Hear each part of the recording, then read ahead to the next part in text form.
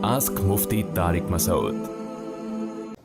بسم اللہ الرحمن الرحیم۔ امانت کے پیسے خرچ ہو گئے تو زکوٰۃ کا حکم۔ کامران شیخ انڈیا سے۔ میں نے 1.5 لاکھ روپے کسی کے پاس امانت کے طور پر رکھوائے تھے، وہ ان سے خرچ ہو گئے، ماشاءاللہ ماشاءاللہ، اور ان کے پاس دینے کے لیے بھی نہیں ہے۔ یہ تو ظاہر ہے نہیں ہوں گے، اب کسی کو آپ پیسے دیں تو بس بھول جائیں۔ پھر اس بات کو 4 سال ہو گئے ہیں، اور میں آپ سے ایک گزارش کرتا ہوں مزید 4 سال آپ انتظار کر لیں گے، پھر بھی نہیں ملیں گے یہ پیسے۔ بہرحال ان کا پوچھنا یہ ہے کہ ان پیسوں پر زکوٰۃ کا کیا حکم ہوگا۔ کامران شیخ صاحب دوبارہ سے زکوٰۃ ادا کریں، کیونکہ غریب جب تک خود قبضہ نہیں کرے گا یا غریب کی طرف سے اس کا وکیل قبضہ نہیں کرے گا، زکوٰۃ ادا نہیں ہوتی۔ اور آئندہ کسی کو ایسے پیسے امانت رکھوانے سے پہلے 100 دفعہ سوچیں۔ گائے بھینس کا دودھ مکس کر کے بیچنا، کیا گائے کا دودھ اور بھینس کا دودھ مکس کر کے بیچ سکتے ہیں؟ انہوں نے نام نہیں لکھا، بڑے ہوشیار ہیں، دیکھو اپنا نام نہیں لکھا تاکہ بہرحال ہم تو اچھا گمان کرتے ہیں۔ بھائی جان، گائے کا دودھ اور بھینس کا دودھ، کیا گائے میں دودھ میں آپ پانی بھی ملا کے بیچ سکتے ہیں، بشرطے کہ کسٹمر کو پتہ ہو کہ آپ اس میں کتنا پانی ملا رہے ہیں۔ تو جب پانی ملانا جائز ہے کسٹمر کو بتا کے، تو بھینس کے دودھ میں گائے کا دودھ ملانا یا گائے کے دودھ میں بھینس کا دودھ ملانا کیوں جائز نہیں ہے؟ اور اگر بغیر بتائے یہ کام کر رہے ہیں تو پھر یہ دھوکے میں آتا ہے۔ تو عام طور پر یہ جو گوالے ہیں نا، یہ بھینس کے دودھ میں جہاں تک ہمیں معلومات ہیں گائے کا دودھ ملاتے ہیں کچھ کمی پوری کرنے کے لیے، اور یہ بات لوگوں کو پتہ ہی ہے۔ تو اگر لوگوں کو پتہ ہے کہ یہ کام ہو رہا ہے اور لوگوں کو اس پہ اعتراض نہیں ہے تو پھر تو ٹھیک ہے۔ لیکن اگر آپ لوگوں کو دھوکہ دے رہے ہیں اور کہہ رہے ہیں بالکل خالص بھینس کا دودھ ہے، گائے کا ایک قطرہ بھی شامل نہیں ہے اس میں، تو پھر یہ دھوکہ ہو جائے گا، پھر حرام ہو جائے گا۔ اسی طرح آپ یہ کہہ رہے ہیں خالص گائے کا دودھ ہے، اس میں بھینس کا ایک قطرہ بھی شامل نہیں ہے، تو پھر لوگوں کے ساتھ دھوکہ ہو جائے گا۔ تو اصل مسئلہ یہ ہے کہ لوگوں کو دھوکہ دینا جائز نہیں ہے۔ ملاوٹ میں ایسی چیز ملانا جس کا صحت کو نقصان نہیں ہے، وہ ملاوٹ جب جائز ہے جب دھوکہ نہ ہو۔ تو ہاں، گائے کے یا بھینس کے دودھ میں پیٹرول ملانا حرام ہوگا، کیونکہ وہ تو اس کو تو صحت لوگوں کی برباد ہو جائے گی۔ تو پانی ملانا یا ایک دودھ میں دوسرا دودھ ملانا اس شرط کے ساتھ جائز ہے کہ لوگوں کو اس میں دھوکہ نہ ہو، کیونکہ اس میں کوئی صحت کو تو نقصان ہوتا نہیں ہے۔ جادو کا توڑ کیسے کریں؟ اگر کسی کو شک ہو کہ اس پر جادو کرایا گیا ہے تو اس کے لیے کیا کرنا چاہیے؟ نیز کیا جادو کا پتہ لگایا جا سکتا ہے اور اس کا توڑ کیسے ممکن ہے؟ یہ بھی نام نہیں لکھا یار۔ بھائی کسی کو شک ہے نا اس پہ جادو کرایا گیا، تو آج کل ہر آدمی کو یہ اپنے بارے میں یہ شک ہے کہ فلاں نے مجھ پہ جادو کرایا ہے۔ ایک نظر کے بارے میں ہر آدمی کو شبہ ہے کہ مجھ پہ نظر لگی ہے، یعنی ان کا خیال یہ ہوتا ہے میں اتنا حسین ہوں، اتنا خوبصورت انسان ہوں، اور میں اتنا صحت مند ہوں کہ میں اگر بیمار ہوا ہوں تو یقیناً مجھ پہ نظر لگی ہوگی۔ ایک نظر کے بارے میں لوگ نظر لگتی ہے مانتا ہوں، جادو بھی ہوتا ہے، لیکن اتنا نہیں ہوتا جتنا آج کل لوگوں کو ہو رہا ہے۔ تو اس لیے ان وہموں میں نہ پڑیں، اچھا ہے۔ اور اگر واقعی کسی پہ جادو ہوا ہو تو سورہ فلق، سورہ ناس، آیت الکرسی وغیرہ پڑھ کے دم کیا کریں، یا اپنے کسی قریبی کوئی دیندار ہو، عالم ہو، ان سے کہیں کہ وہ آیت الکرسی پڑھ کے پانی کی چھینٹیں ماریں۔ اس کے علاوہ میں سمجھتا ہوں کہ کچھ نہ کیا جائے اور صبر کیا جائے۔ تو کیونکہ ان چکروں میں جب آپ پڑیں گے نا علاج کے، اور پھر جو پیروں سے واسطہ پڑے گا آپ کا، تو آپ کی نسلیں برباد ہونے کا خطرہ ہے، اور وہ بہت الٹی پٹیاں پڑھاتے رہیں گے آپ کو، اور آپ مصیبتوں میں گرفتار ہوتے ہی رہیں گے، اور پھر ہر چیز آپ کو جادو اور یہی لگنا شروع ہو جائے گی۔ تو اس لیے تمام دوائیں بچوں کی پہنچ سے دور رکھیں۔ بغیر وضو موبائل میں قرآن پڑھنا، کیا بغیر وضو کے موبائل میں قرآن پڑھ سکتے ہیں اور چھو بھی سکتے ہیں یا نہیں؟ جی ہاں، پڑھ سکتے ہیں، چھو بھی سکتے ہیں، لیکن بہتر ہے کہ نہ چھوئیں، کیونکہ علماء کا اس میں اختلاف ہے۔ جس پیج پہ قرآن مجید کھلا ہوا ہے موبائل کے، تو اس پہ ہاتھ نہ لگانا بہتر ہے، لیکن لگا بھی سکتے ہیں، کیونکہ بہرحال وہ ڈیجیٹل فارم میں ہوتا ہے۔ اس میں علماء کی دونوں رائیں، احتیاط یہی ہے کہ نہ لگائیں۔ پڑھ سکتے ہیں، اس میں کوئی حرج نہیں ہے، موبائل کو اٹھا بھی سکتے ہیں۔ بھائی بدتمیز ہو تو کیسے سمجھائیں؟ میرا چھوٹا بھائی 7ویں جماعت میں ہے، وہ بہت بدتمیز ہے اور والدین سے بھی بدتمیزی کرتا ہے۔ ہم نے پیار اور سختی ہر طرح سے سمجھانے کی کوشش کی، مگر وہ نہیں سمجھ رہا۔ برائے مہربانی اس کا کوئی حل بتا دیں۔ حمزہ اقبال، اسلام آباد۔ بھائی جب فری پھوکٹ میں گھر میں بیٹھ کے پیڑے ملتے ہیں نا کھانے کو، تو انسان ناشکرا ہو جاتا ہے۔ تو چونکہ آپ کے بھائی کو فری میں مل رہا ہے کھانے پینے کا، کوئی ٹینشن نہیں ہے، تو ان کو سوچنا چاہیے کہ کس طرح والد کما کے لاتے ہیں، بڑے بھائی کماتے ہیں، گھر میں مائیں کیسے محنت کرتی ہیں گھر بسانے کے لیے، گھر چلانے کے لیے، اور یہ چھوٹے فری میں بیٹھ کے کھا رہے ہوتے ہیں، اور مائیں منتیں کر کر کے کھلا رہی ہوتی ہیں۔ تو ظاہر ہے جب بعض لوگوں کو شکر کو احسان ہضم ہوتا ہے وہ شکر گزار بن جاتے ہیں، اور بہت سے لوگ جو ہیں وہ جب ان کو فری میں نعمتیں ملتی ہیں تو ناقدری کرتے ہیں۔ تو اپنے بھائی کو آپ محبت سے بٹھا کے سمجھائیں کہ یہ آپ کو گھر ملا ہوا ہے، نعمتیں ملی ہوئی ہیں، تو بدتمیزی آپ پہ سوٹ نہیں کرتی، اور اس کے لیے دعا بھی کریں۔ آپ نے سختی بھی کر لی ہے پھر بھی فائدہ نہیں ہو رہا، تو اب وہاں میرا خیال ہے آپ کسی اپنے قریبی ریلیٹو سے اس کے پورے حالات سامنے رکھ کر، جو بھی آپ کے خاندان میں سمجھدار ہے یا کوئی آپ کے قریبی عالم ہے، چونکہ وہ آپ کے گھر کے حالات اور بھائی کی حیثیت پوری طرح جانتے ہوں گے، تو کوئی اس بارے میں کوئی ایسا نسخہ نہیں ہوتا کہ ہر ایک کو وہ دے دیا جائے۔ جب تک کسی کے انفرادی طور پر پوری ہسٹری اس کے سامنے نہیں آتی تو اس کے بارے میں کسی کو گائیڈ کرنا بہت مشکل ہوتا ہے۔ کسی ماہر نفسیات، کوئی اچھا سمجھدار ماہر نفسیات ہو، اس سے بھی مشورہ لیا جا سکتا ہے اس بارے میں، بھائی کو اس کے پاس لے جا کے۔ بیوی کو طلاق دی اور مہر ادا نہ کیا تو کیا حکم ہے؟ اگر کوئی مرد اپنی بیوی کو طلاق دے اور اسے حق مہر نہ دے تو شرعاً اس کا کیا حکم ہے؟ اس بارے میں رہنمائی فرمائیں۔ شیر شاہ کراچی۔ بھائی یہ بہت بڑا جرم ہے، کسی کا مال کھانا ویسے بھی حرام ہے، قرآن مجید میں اللہ کا ارشاد ہے، کیونکہ مالک تو بیوی مہر کی ہو چکی ہے۔ قرآن میں اللہ کا ارشاد ہے وَلَا تَأْكُلُوا أَمْوَالَكُمْ بَيْنَكُمْ بِالْبَاطِلِ، ناحق طریقے سے ایک دوسرے کا مال مت کھاؤ۔ تو اگر آپ ناحق طریقے سے ایک دوسرے کا مال کھاتے ہیں، بیوی کا مہر کھاتے ہیں، تو اس آیت کی مخالفت ہے۔ دوسرا، قرآن نے مہر کے بارے میں تو اور احتیاط کا حکم دیا، وَآتُوا النِّسَاءَ صَدُقَاتِهِنَّ نِحْلًا، اللہ فرماتے ہیں دل کی خوشی سے گفٹ سمجھ کے ان کو مہر دیا کرو، وہ مت کھاؤ۔ اور طلاق کے بعد اللہ نے اور الگ سے حکم دیا کہ لا تأخذوا من ان آتیتم احداہن قنطارا فلا تأخذوا منہ شیئا، کہ عورت کا مہر اگر سونے کا ایک پہاڑ بھی ہے نا تو اس میں سے بھی ایک دھیلا تمہیں رکھنے کی اجازت نہیں ہے جب تک بیوی دل سے راضی نہ ہو۔ تو کتنے سارے گناہ ہو گئے۔ چوتھی صورت، عورت کا مال کھانے کا ویسے ہی اللہ نے حرام قرار دیا ہے، لا یحل لکم ان ترثوا النساء کرہا، قرآن کی آیت ہے۔ تو پتہ یہ چلا کہ بیوی کی پرمیشن اور دل کی رضا کے بغیر اس کا مہر کھا لینا، اس میں 4 طریقے سے گناہ ہے۔ ایک تو یہ کہ مسلمان کا مال کھانا، دوسرا یہ کہ جو ہے مہر کھا جانا، تیسرا یہ کہ اللہ نے حکم دیا کہ طلاق کے بعد تو ویسے بھی اور زیادہ، یعنی ایک تو طلاق نہیں ہوئی نا اور ایک وہ طلاق ہو گئی ہے، اس کے بعد تو اللہ نے الگ سے حکم دیا ہے کہ تمہیں لازمی دینا پڑے گا، اور چوتھی صورت عورت کا مال کھانا۔ تو یہ 4 قسم کے گناہ ہیں بیوی کا مہر کھانے میں۔ ہاں اگر بیوی دل سے خوشی سے راضی ہو کہ مہر پورا معاف کر دے یا آدھا معاف کر دے دل کی خوشی سے، پھر رج کے کھائیں آپ۔ تاش کھیلنے کا حکم، کیا مسلمان کے لیے تاش کے پتے شرط کے بغیر کھیلنا جائز ہے یا نہیں؟ محمد شارق یو پی سے۔ بھائی شرط لگا کے کھیلنا تو بالکل حرام ہے، شرط کے بغیر کھیلنا حرام تو نہیں ہے لیکن بہت سخت ناپسندیدہ اور مکروہ ہے، 2 وجہ سے۔ ایک ٹائم ویسٹنگ ہے، دوسرا یہ فساق و فجار کا شعار ہے، یعنی اوباش قسم کے لوگ یہ اکثر کھیل رہے ہوتے ہیں جو ہے وہ، تو اس لیے شریعت نے ہمیں ایسی چیزوں سے منع کیا جس میں دیکھنے والا آپ کو سمجھے کہ یہ کوئی اوباش آوارہ آدمی ہے۔ تو آوارہ جو ہے نا، آوارہ گردی والے کام نہیں کرنے چاہیے، کوئی مفید کھیل کھیلنا چاہیے جس کا صحت کو فائدہ ہو، جسم کو فائدہ ہو۔ قضا نمازیں کس وقت پڑھنا ممنوع ہیں؟ قضائے عمری کی نمازیں کسی بھی وقت پڑھ سکتے ہیں یا اس کے کچھ ممنوع اوقات بھی ہیں؟ نور حسن سعودی عرب سے۔ 3 ممنوع اوقات ہیں، ایک سورج نکلتے ہوئے، ایک بالکل زوال کے وقت، اور غروب آفتاب، سورج جب غروب ہو رہا ہوتا ہے، جس میں ہر قسم کی نماز مکروہ ہوتی ہے، تو اس میں قضا نمازیں بھی مکروہ ہیں، مکروہ تحریمی۔ یہودی یا عیسائی لڑکی سے نکاح کا حکم، یہودی یا عیسائی لڑکی سے نکاح کن صورتوں میں جائز ہے اور کن صورتوں میں ناجائز؟ اگر 2 لڑکیوں کی موجودگی میں لڑکی سے ایجاب و قبول کیا جائے تو نکاح ہو جاتا ہے یا نہیں؟ خالد صاحب پشاور سے۔ یہودی یا عیسائی لڑکی سے نکاح جائز ہے یا نہیں، یہ ایک الگ بحث ہے۔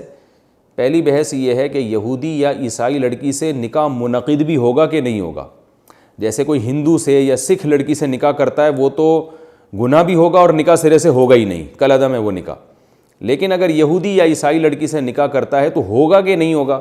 نکاح منعقد ہوگا اس شرط کے ساتھ کہ وہ یہودی یا عیسائی لڑکی حقیقت میں یہودی ہو بھی اور عیسائی ہو بھی، یعنی حضرت عیسیٰ کو اللہ کا پیغمبر مانتی ہو اور بائبل کو، انجیل کو اللہ کی کتاب مانتی ہو، اور بالکل دہریے نہ ہو جیسے آج کل کے بہت سے انگریز جو ہیں وہ عیسائی نام کے عیسائی ہیں، حقیقت میں وہ عیسائیت کو برا بھلا کہتے ہیں، تو یعنی وہ بائبل کو مانتے ہی نہیں ہیں، حضرت عیسیٰ کو پروفٹ آف گاڈ مانتے ہی نہیں ہیں۔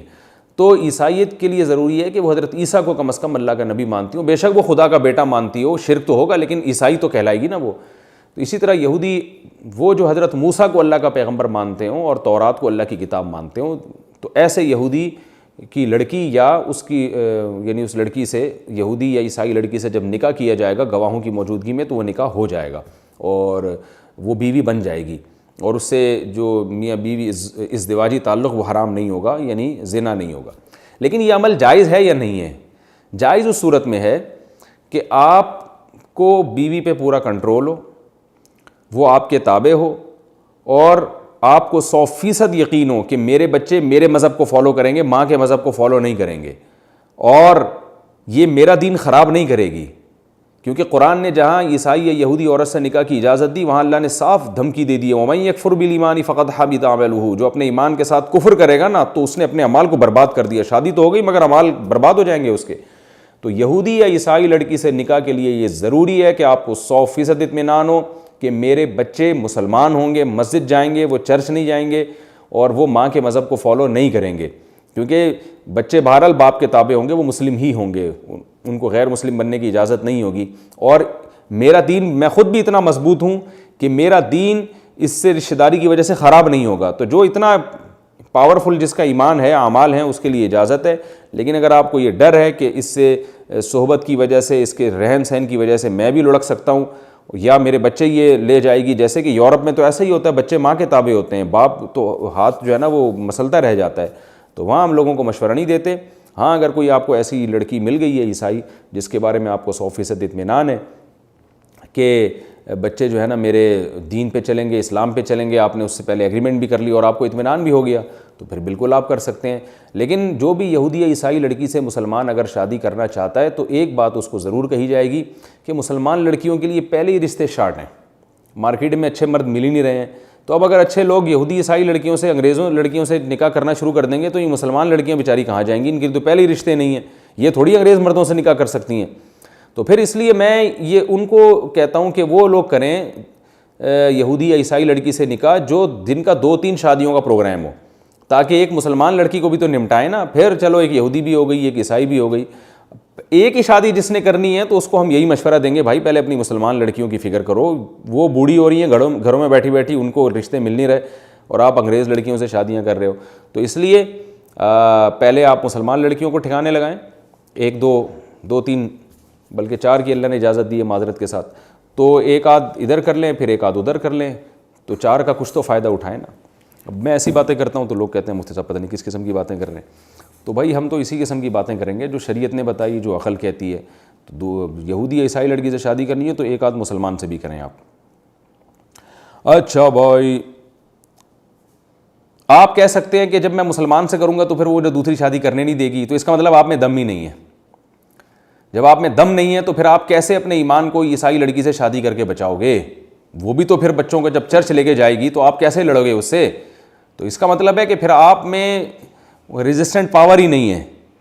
تو وہ جو دم ہے جس میں, تو وہ یہ کام کرے بھائی. پھر وہ جب ادھر دم دکھائے گا تو ادھر بھی دم دکھائے گا. جب بچے جب بگڑیں گے تو وہ دم دکھائے گا, اس کا دم بولے گا, وہ کہے گا کہ نہیں بھائی میں بگڑنے نہیں دوں گا بچوں کو, بچے مسلمان رہیں گے. تو وہ اور خود بھی دین پر قائم رہے گا. تو جو ذرا ہمت والے آدمی ہیں نا, جن میں کانفیڈنس ہے, معاشرے سے ماحول سے لڑنا جانتے ہیں وہ, تو وہ یہ کام کریں تو ٹھیک ہے.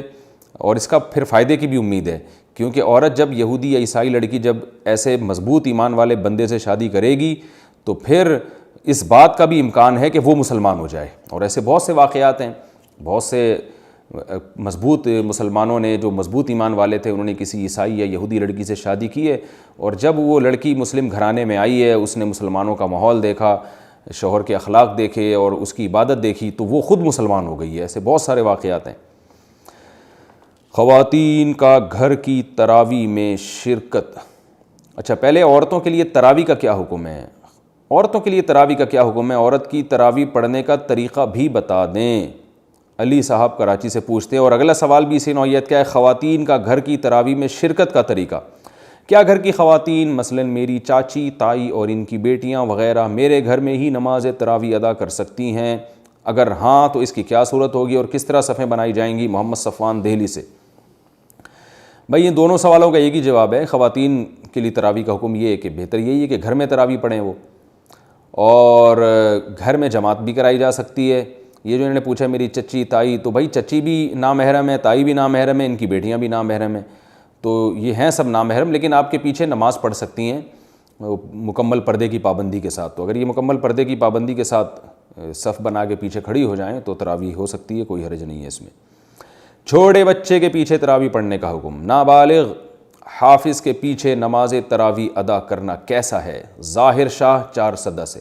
نابالغ بچے کے پیچھے بالغوں کی نماز نہیں ہوتی, نہ تراویح ہوتی ہے نہ فرض نماز ہوتی ہے, تو اس لیے تراویح کے لیے امام کا بالغ ہونا ضروری ہے. زکوٰۃ کے پیسوں سے افطار کرانے کا حکم. فرقان دبئی. کیا زکوٰۃ کے پیسوں سے مسجد میں افطار کرا سکتے ہیں؟ نہیں کرا سکتے, کیونکہ زکوٰۃ کا مالک بنانا ضروری ہے مستحقین کو. مسجد میں تو ہر طرح کے لوگ آ جائیں گے, اور دوسری بات یہ کہ وہ مالک تو نہیں بنایا نا آپ نے اس کھانے کا, آپ نے تو مباح کر دیا کہ بھئی یہ کھا سکتے ہو. اباحت یعنی اجازت دے دینا کھانے کی, اس کو تملیک نہیں کہتے. اچھا بھائی, اور زکوٰۃ کے لیے دیے گئے پیسے خود استعمال کرنا, یہ بہت اہم مسئلہ ہے.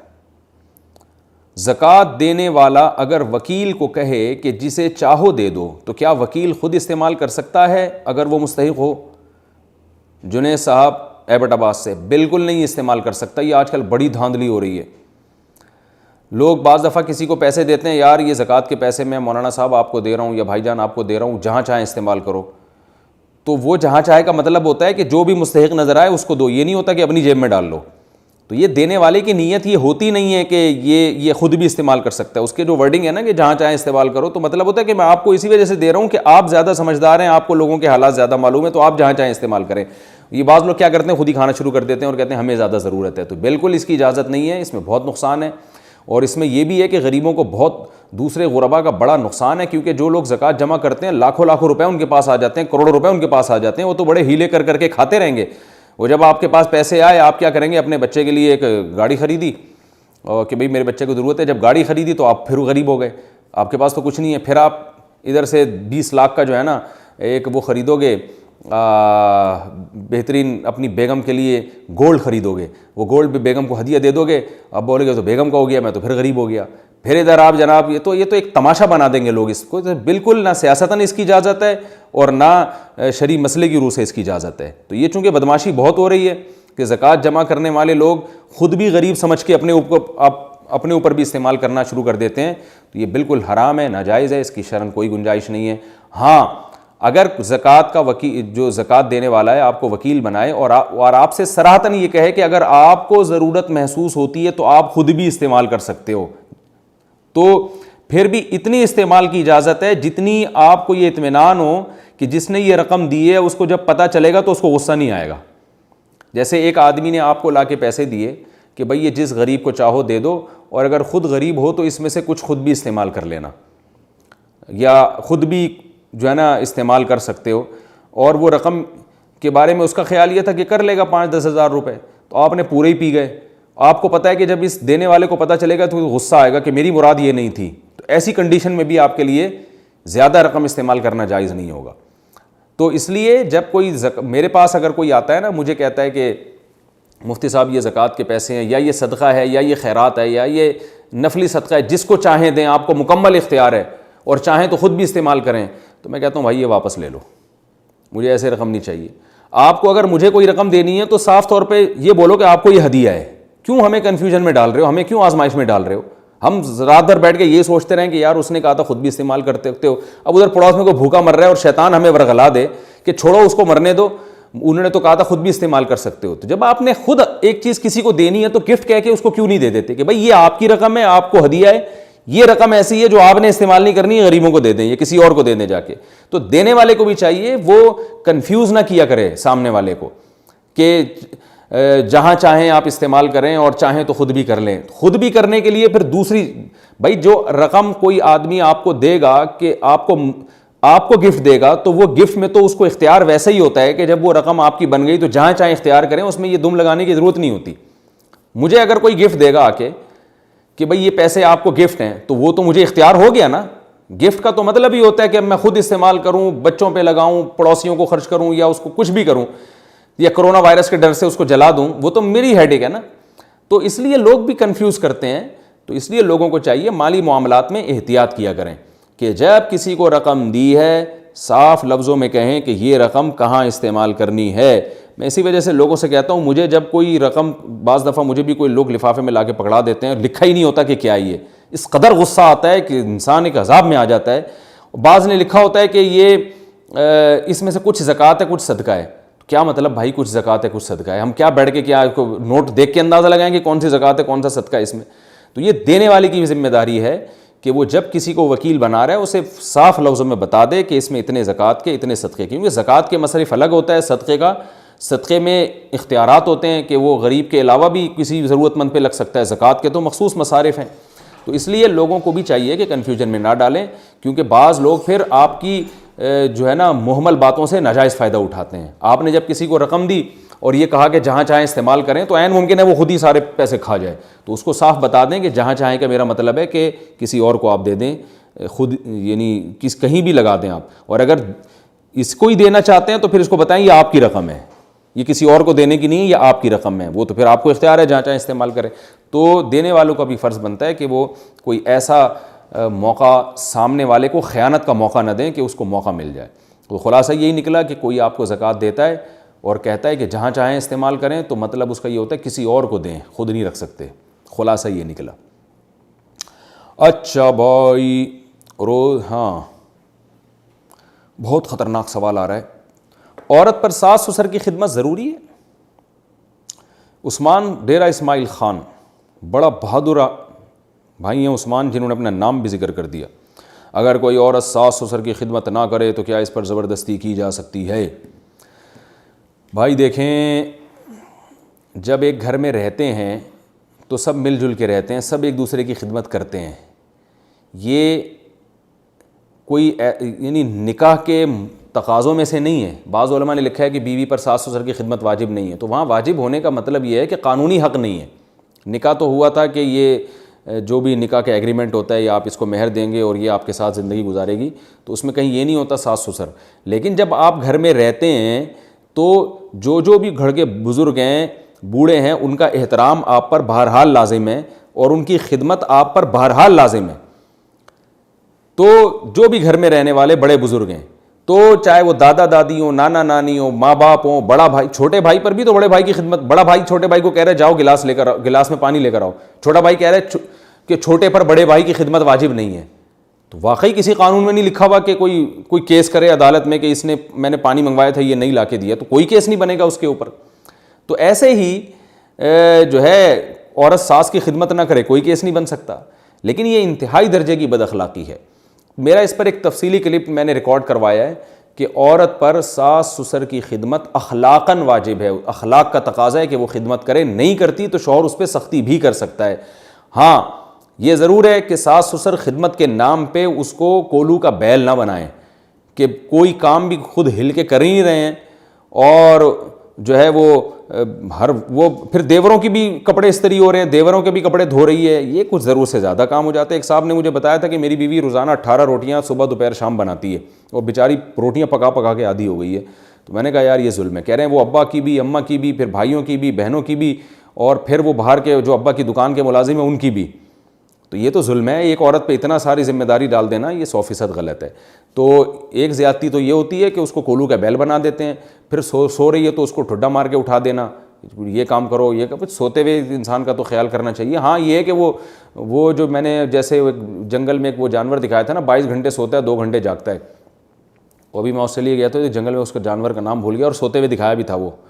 تو ایسی اگر ماشاءاللہ بہو ہے کہ وہ 22 گھنٹے سو رہی ہے اور 2 گھنٹے جاگ رہی ہے, پھر تو ٹھیک ہے, اٹھایا جا سکتا ہے. نارملی کبھی زیادہ سو جاتی ہے, کبھی کم کو سو جاتی ہے, تو اس کو پھر ایسے بار بار اٹھانا اور یہ کر لو تو خود ہی کر لیں وہ تھوڑے بہت کام چھوٹے موٹے. تو بالکل کولو کا بیل بنا کے رکھنا جائز نہیں ہے, یہ غلط ہے. ایک بات تو یہ. دوسری بات یہ ہے کہ اس کے کلچر کو بھی دیکھنا پڑے گا آپ کو, کس گھرانے سے آئی ہے وہ. آپ بہو لے کر آ گئے ڈیفینس سے, اور ڈیفینس میں بھی ہر طرح کے گھرانے, ڈیفینس کی کسی ایسی رائل فیملی جو رائل تو میں پاکستان میں تو رائل نہیں کہہ سکتے, لیکن چلیں فرض کر لیں, یعنی جیسے شاہی خاندان کی کسی کوئی بہت بڑے آفیسر کی بیٹی آپ لے آئے جس نے کبھی گھر میں آٹا گوندتے ہوئے دیکھا بھی نہ ہو کسی کو. بعض ایسی فیملیز ہوتی ہیں کہ وہ گھر کے کام کاج نہیں کرتی, ان کے یہاں سارے نوکر چاکر ہوتے ہیں جو گھروں میں خدمت کر رہے ہوتے ہیں, ان کا کام صرف بٹن دبانا ہوتا ہے گھر کی. میں سعودی عرب میں 2 مہینے رہا ہوں, تو وہاں مجھے بتایا یہاں عربوں کی جو رائل فیملیز کی خواتین ہیں نا، وہ جو مالدار ہیں، ان کا کام سارا دن بیٹھ کے میک اپ کرنے کے علاوہ کچھ بھی نہیں ہے، کیونکہ ان کے پاس کرنے کے لیے کوئی کام ہی نہیں ہوتا. گھر میں نوکر چاکر ہوتے ہیں اور ہر کام ان کے، ظاہر ہے شاہی خاندان کی خواتین ہیں تو اتنے نوکر کہ وہ ان کی خدمت کی باری نہیں آتی نوکروں کی. تو کوئی عورت ایسے اونچے خاندان کی ہے کہ اس نے کبھی کچن کی کو دیکھا ہی نہ ہو، تو جب آپ ایسے اونچے خاندان کی عورت گھر میں لے کر آئے ہیں تو پھر فقہا کہتے ہیں کہ پھر اس عورت کی خدمت کے لیے آپ کو نوکر رکھنا پڑے گا، اس سے آپ خدمت نہیں لے سکتے، کیونکہ قرآن مجید میں اللہ کا ارشاد ہے عاشروہن بالمعروف، عرف کے موافق بھلے طریقے سے ان سے پیش آؤ. تو ہر ایک کے ساتھ بھلائی کا طریقہ دوسرے سے مختلف ہوتا ہے، سب کو ایک ہی لاٹھی سے نہیں آپ ہانک سکتے. تو کوئی عورت ایسے خاندان سے آئی ہے جو بیچارہ غریب خاندان تھا، وہاں گھر میں اپنی اماں ابا کی خدمت کرتی تھی، کوئی گھروں میں نوکروں کا سسٹم نہیں تھا، تو بھائی یہاں بھی آ کے آپ کو کرنی پڑے گی. اور اگر اتنا اونچا خاندان تھا تو گھروں میں بھی ماسیاں رکھی ہوئی تھیں، نوکر تھے اور وہی کھانا بھی وہی پکاتے تھے. ہم نے ایسے بھی خاندان بہت دیکھے ہیں، سارے نوکر ہی کام کر رہے ہیں، وہ گھر کی خواتین کچھ بناتی نہیں ہیں، تو وہ نوکر ہی گھر میں سب کچھ پکاتے بھی ہیں، وہ صرف بیٹھ کے کھاتی ہیں اور باتیں کرتی ہیں اور میک اپ کرتی ہیں اور ان کا کوئی کام نہیں ہے. تو اپنے والدین کا جو جس خاندان سے لڑکی آئی ہے اس کے گھر میں بھی اگر یہی رہن سہن تھا کہ وہ اپنے ماں باپ کی بھی خدمت کرتی ہیں، گھر میں جھاڑو بھی لگاتی ہیں، گھر میں پوچھا بھی لگاتی ہیں، یعنی کوئی بہت زیادہ مالدار فیملی نہیں تھی، تو سسرال بھی جا کے اس کو یہ کرنا چاہیے، کیونکہ اس کا عرف یہی ہے. اور اگر وہ ایسی فیملی سے ہے کہ وہ شہزادیوں کے کوئی خاندان میں پیدا ہوئی ہے، وہ یہ رائل فیملی سے اس کا تعلق ہے، انہوں نے کبھی دیکھا ہی نہیں کچن میں پکانا ہوتا کیا ہے، ایسی فیملیز بھی ہیں دنیا میں بہت زیادہ ہیں، ہم نے بھی دیکھی ہیں. تو وہ سارا دن میک اپ ہی کرتی ہیں اور باتیں کرتی ہیں، ویسے تو میں کہنا چاہ رہا تھا پھینکتی ہیں، لیکن چلیں کرتی ہیں باتیں، کیونکہ جب کرنے دھرنے کو کچھ ہے ہی نہیں صحیح ہے نا، تو میک اپ پہ سارا خرچہ ہوتا ہے ان کا. اور نوکر چاکر اتنے رکھے ہوئے ہیں کہ وہ گھر کا کچن بھی نوکروں نے سنبھالا ہوا ہے، وہ صرف لا کے میڈم کے سامنے رکھ دیتے ہیں ڈش میں. تو اگر اللہ نے اتنا نوازا ہے آپ کو، اتنے نوکر چاکر ہیں اور اتنا اونچا خاندان ہے، تو پھر ایسی لڑکی کو سسرال میں لے جا کے نوکر بنا کے رکھنا، یہ خدمت لینا، یہ گھر کے پوچھے لگوانا، یہ ظلم ہے. کیونکہ یہ اللہ نے بیوی کے حقوق میں کوئی لگا بندہ معیار نہیں بیان کیا ہے، بلکہ اللہ نے کہا ہے کہ عاشروہن بالمعروف، اچھے طریقے سے ان سے پیش آؤ. تو ہر ایک کا اچھا طریقہ دوسرے سے ڈیفرنٹ ہوتا ہے. تو مالداروں کے ساتھ اچھا طریقہ کچھ اور ہوتا ہے، غریبوں کے ساتھ اچھا طریقہ کچھ اور ہوتا ہے. غریب بیچارے کو تو غریب گھرانے سے آپ بہو لے کر آئیں گے نا، اسے تو آپ اگر ہفتے میں ایک دن پیزا کھلا دیں گے تو بیچاری خوشی سے پاگل ہو جائے گی. لیکن اگر آپ کی بہت اونچی فیملی سے بہو لے کر آ رہے ہیں تو پھر آپ کو اس کو روزانہ پیزے ہی کھلانے پڑیں گے. مسور کی دال آپ اس کو سنگھائیں گے بھی تو وہ بے ہوش ہو جائے گی. تو اس کا کوئی لگا بندہ اصول نہیں ہے، ہر ایک زوجہ سے جس خاندان کی ہے اسی حساب سے آپ کو اس سے معاملات رکھنے پڑیں گے، یہ اللہ کا حکم ہے. تو اسی طرح سے چلانا پڑتا ہے. میں نے دوبارہ بتایا کہ میں نے اور بہت تفصیل سے ساس سسر کی خدمت کے بارے میں شریعت کے کیا احکام ہیں اس پہ کلپ ریکارڈ کروایا ہے، وہ آپ سرچ کر سکتے ہیں یوٹیوب پہ، وہ تفصیل سے سنیں. روزے میں خواتین کا لوہے کی انگوٹھی پہننا، کیا خواتین لوہے کی انگوٹھی پہن کر نماز پڑھ سکتی ہیں؟ بنت آدم کراچی سے. بڑا اختلافی مسئلہ ہے علماء کے درمیان کہ خواتین لوہے کی انگوٹھی پہن سکتے ہیں نہیں پہن سکتی. بہرحال یعنی بعض علماء جائز کہتے ہیں، بعض ناجائز کہتے ہیں. تو ہمارا فتویٰ اگرچہ گنجائش ہی کا ہے کہ گنجائش ہے پہن سکتی ہے عورت، لیکن احتیاط کرے تو اچھا ہے، سونے چاندی کی پہنے انگوٹھی تو زیادہ اچھا ہے. روزے میں انہیلر استعمال کرنے کا حکم، کیا روزے کی حالت میں انہیلر استعمال کیا جا سکتا ہے جبکہ سانس لینے میں دشواری ہوتی ہو؟ انجم نذیر. سانس لینے میں اگر روزے میں انہیلر لینے کی ضرورت پڑ رہی ہے تو انہیلر لے کے روزہ توڑ دیں، لیکن روزہ بہرحال ٹوٹ جائے گا، بعد میں اس کی قضا کر سکتے ہیں تو قضا کریں ورنہ فدیہ دیں. تو انہیلر کے استعمال سے روزہ ٹوٹ جاتا ہے کیونکہ اس میں دوا کے ذرات ہوتے ہیں جو اتر جاتے ہیں پھیپھڑوں میں. البتہ ایسی مجبوری میں روزہ توڑنا جائز ہوگا، گناہ نہیں ہوگا. بلا وجہ کیڑے مکوڑے مارنا، کیا یہ جائز ہے؟ بنت آدم کراچی سے. بلا وجہ کیڑے مکوڑے مارنا کیسا ہے؟ گھروں میں جو کیڑے مکوڑے ہوتے ہیں ان کو مارنا جائز ہے، کیونکہ ان کو مارنا بلا وجہ نہیں ہے. اگر آپ کا مقصد یہ ہے کہ گھر میں کیڑے مکوڑے ہمیں تو کچھ کہہ نہیں رہے ہم ان کو مار سکتے ہیں، تو بھائی اس لیے مار سکتے ہیں کہ وہ گھر ہے، وہ کوئی جنگل تھوڑی ہے جہاں کیڑے مکوڑے آ کے رہ رہے ہوں. تو لیکن باہر گلی محلے میں خام خواہ میں مکوڑے جا رہے ہیں ان کو کچل دیا جیسے لوگ کر رہے ہوتے ہیں، تو وہ عمل اچھا نہیں ہے. حدیث میں آتا ہے کہ ایک پیغمبر تھے تو ایک چیونٹی نے ان کو کاٹ لیا، تو وہ جتنی ساری چیونٹیاں تھیں پیغمبر نے وہ ساری چیونٹیاں مار ڈالیں. تو اللہ نے ان کو وحی دی، وحی کی حل واحدتن، کہ ایک چیونٹی جس نے آپ کو کاٹا تھا اس کے علاوہ چیونٹیوں کو آپ نے کیوں مارا. تو اس سے پتہ چلتا ہے کہ جانور کو بھی بلا وجہ مارنا جائز نہیں ہے، چاہے وہ چیونٹی ہی کیوں نہ ہو. یہ نہیں کہ اب گھروں میں بھی آپ چیونٹیوں کی حفاظت کرنا شروع کرتے ہیں. گھروں میں تو انسان رہتے ہیں تو وہاں چیونٹیاں اور مکوڑوں کے لیے جو فنائل وغیرہ کا پوچھا لگایا جاتا ہے وہ بالکل جائز ہے تاکہ گھر سے یہ چیزیں ختم ہوں. لیکن گلی محلے میں اور ہر جگہ جا کے بلا وجہ مکوڑے یا چیونٹیوں کو مارنا یہ صحیح عمل نہیں ہے شریعت کی روشنی میں.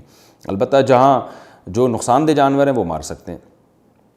فیڈ کراتے وقت قرآن مجید پڑھنے کا حکم. کیا بچے کو دودھ پلاتے وقت قرآن مجید پڑھا یا سنا جا سکتا ہے؟ بنت حوا کراچی سے. جی ہاں بالکل پڑھا بھی جا سکتا ہے, سنا بھی جا سکتا ہے, سنایا بھی جا سکتا ہے. حالت حیض میں ناخن کاٹنے کا حکم. رات میں ناخن کاٹنا اور رات میں جھاڑو دینا شریعت کے اعتبار سے کیسا ہے؟ نیز حالت حیض میں ناخن کاٹ سکتے ہیں یا نہیں, اور فرض غسل میں کوئی دعا پڑھنی چاہیے یا نہیں؟ بنت سراج لکھنؤ سے. رات میں ناخن کاٹنا, رات میں جھاڑو دینا بالکل جائز ہے, کوئی حرج نہیں ہے اس میں. ناخن جب بڑھ جائیں کاٹ دیں, چاہے رات ہو یا دن ہو. جب گھر میں ڈسٹ ہو اور گرد و غبار ہو جھاڑو دے دیں, چاہے رات ہو یا دن ہو. حالت حیض میں ناخن کاٹ سکتے ہیں, کوئی حرج نہیں ہے. اور فرض غسل میں کوئی دعا پڑھنی چاہیے یا نہیں؟ میرے علم میں نہیں ہے کوئی دعا فرض غسل کے لیے. عورتوں کا یوٹیوب چینل چلانا کیسا ہے؟ کیا عورتیں یوٹیوب پر معلوماتی چینل کے لیے اپنی آواز کا استعمال کر سکتی ہیں اور اس کی آمدنی استعمال کر سکتی ہیں یا نہیں؟ اہلیہ ماجد انصاری کراچی سے. جوان لڑکی اگر پردے کے بغیر یوٹیوب چینل پر آتی ہے وہ تو بالکل ناجائز ہے, حرام ہے. البتہ اس سے اس کی ارننگ کا تعلق اس عورت کے پروگرام سے ہے کہ وہ لوگوں کو سکھا کیا رہی ہے. اگر کوئی جائز بات سکھا رہی ہے تو ارننگ حلال ہوگی. یعنی مثال کے طور پر کوئی خاتون ہے جو پردے میں نہیں ہے, جوان بھی ہے, اور وہ بے پردہ ہو کے جو ہے وہ یوٹیوب چینل پہ لوگوں کو یعنی چینل پہ کوکنگ سکھا رہی ہے, تو کوکنگ چونکہ ایک بذات خود ایک جائز عمل ہے اس لیے اس کی ارننگ حلال ہوگی, ارننگ ناجائز نہیں ہے. بلکہ ارننگ تو ایڈورٹائزمنٹ کی ہوتی ہے, تو ارننگ حلال نہیں ہے, لیکن اس عورت کو آنے کا گناہ ہوگا کیونکہ عورت پہ پردہ کرنا واجب ہے. لیکن اگر کوئی عورت مکمل پردے میں آ رہی ہے تو جوان عورت کے لیے چونکہ آواز میں اس سے فتنے کا اندیشہ ہوتا ہے, لوگوں کی طبیعت اس کی طرف مائل ہوتی ہے, تو اس کو اپریشیٹ نہیں کیا جائے گا, اس عمل کو عورت کو روکا جائے گا. میں نہیں کہہ رہا کہ حرام ہے, گناہ کبیرہ ہے, لیکن بہرحال یہ عمل ناپسندیدہ ہے شریعت کی روشنی میں, اور فتنے کی وجہ سے اس کو روکنے کی کوشش کی جائے گی, اس عورت کو منع کیا جائے گا. اور اگر ایجڈ ہے تو اور کوئی فتنے کا اندیشہ نہیں ہے اس میں تو پھر جائز ہے, گناہ نہیں ہے انشاءاللہ. یہ جو بعض لوگ بہت ہی حیا کے خلاف مسائل پوچھتے ہیں, تو میں حیا کے خلاف مسئلہ پوچھنے سے منع نہیں کرتا, لیکن میں کہتا ہوں وہ انفرادی طور پہ پوچھیں. عام طور پر میں 5 سے 6 کے درمیان شام کو کال ریسیو کرتا ہوں, تو وہ پھر اسی طرح کھلے عام جو ہے نا وہ ریکارڈنگ اس کی ٹھیک نہیں ہوتی, کیونکہ گھروں میں سب اجتماعی سطح پہ بھی میری یہ چینل سن رہے ہوتے ہیں, خواتین بھی بیٹھی ہوتی ہیں, بیٹیاں بھی بیٹھی ہوتی ہیں, باپ بھی بیٹھا ہے, تو بیٹیاں باپ کے سامنے اس طرح حیا سوز مسائل سنیں, یہ پھر حیا اور شرم کے خلاف ہے. تو وہ الگ, وہ ٹھیک ہے شریعت کے مسائل میں حیا نہیں کرنی چاہیے, لیکن جب ایک ایسے طریقے سے آپ مسئلہ پوچھ سکتے ہیں انفرادی طور پر, تو پھر کھلے عام وہ مسائل پوچھیں جس میں جو حیا کے خلاف نہ ہو. تو میں مسئلہ پوچھنے, کیونکہ میں نے ایک دفعہ اسی طرح چینل پہ کہہ دیا کہ بھائی حیا کے خلاف مسائل نہ پوچھیں, تو لوگوں نے کہا پھر وہ مسائل ہمیں پتہ کیسے چلیں گے؟ تو بھائی وہ مسائل ایسے پتہ چلیں گے کہ آپ اپنے کسی قریبی عالم سے پوچھ لیں, یا انفرادی طور پر میری کال اگر لگ جاتی ہے تو مجھ سے پوچھ لیں. لیکن کھلے عام اس طرح جو ہے نا وہ مسائل پوچھنا, اس میں گھروں میں خواتین بھی سن رہی ہوتی ہیں, مرد بیٹھے ہوئے ہوتے ہیں بعض دفعہ, وہ پھر مناسب نہیں ہوتا. میرے چینلوں کا, میرے بیانات کا لوگوں نے بڑا غلط استعمال کیے, بہت سے ایسے کلپ نکال کے نا اس پہ بڑے حیا سوز ان کے عنوانات لگا کے ان کو پھیلایا ہے. لوگ یہ سمجھتے تھے کہ مفتی صاحب یہ عنوان لگا رہے ہیں. اسی وجہ سے ہم نے چینل پہ اپنے قبضہ کیا ہے, اپنے چینل کو خود بنایا تاکہ اس چیز کو کنٹرول کیا جا سکے, اور الحمدللہ اس کے بعد کافی حد تک یہ معاملہ کنٹرول ہوا ہے. بینک کے گارڈ کی تنخواہ کا حکم. میں نے سنا ہے کہ آج کل جو وبا چل رہی ہے اسے دور کرنے کے لیے مغرب کے عنوان کیا ہے, مسئلہ کیا ہے, یہ کہہ رہے ہیں کہ سورہ جاسیہ پڑھنا وبا دور کرنے کے لیے, یہ ہے اصل میں عنوان. میں نے سنا ہے کہ آج کل کی جو وبا چل رہی ہے اسے دور کرنے کے لیے مغرب کے بعد سورہ جاسیہ بآواز بلند پڑھنی چاہیے. کیا یہ بات درست ہے؟ بنت عبداللہ کراچی سے. کوئی میرے علم میں اس کی دلیل نہیں ہے, ایسا ہی بات ہے. پڑھیں, سب سے پہلے تو گناہوں سے توبہ کریں جو اصل چیز ہے, اور دوسرا احتیاطی تدابیر اختیار کریں, اور کچھ پڑھنا ہے تو قرآن مجید کی مشہور دعا ہے لا الہ الا انت سبحانک انی کنت من الظالمین, اس کا بھی زیادہ سے زیادہ کرنا چاہیے. اللہ تعالیٰ عمل کی توفیق عطا فرمائے. آسک مفتی طارق مسعود.